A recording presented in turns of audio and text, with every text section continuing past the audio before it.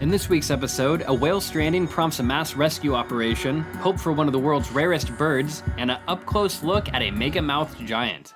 Starting off in Indonesia with the whale-sized rescue operation. When 32 pilot whales stranded on a beach in East Java, hundreds of fishermen and officials fought to save the marine mammals. Most of the whales made it back out to sea, 8 returned overnight and died. Speaking of whales, a new report shows that Norway kills more of the marine mammals than Japan and Iceland combined. Since 1993, the country's whalers have killed some 12,000 whales, exporting nearly 400,000 pounds of whale oil products.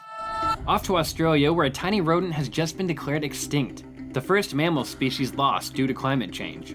The bramble K. melames, which hasn't been seen since 2009, inhabited just one speck of land off the tip of Queensland, Australia, but rising sea levels and storm surges have devastated the rodent's habitat.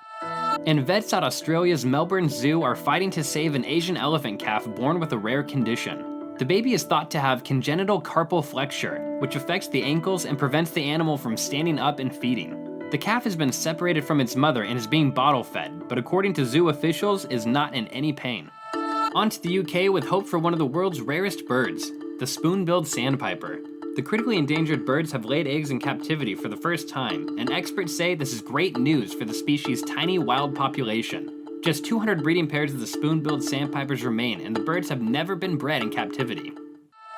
And the National Aquarium in Baltimore, Maryland has announced plans to move its dolphins to an ocean refuge by 2020.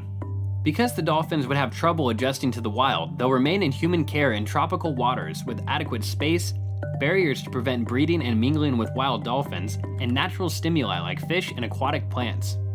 The sanctuary would be the first of its kind in North America and might pave the way for other captive cetaceans.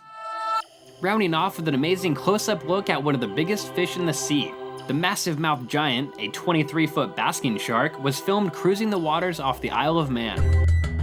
That's it for today. We want to hear your opinions on these nature news stories. Tell us what you think in the comments below.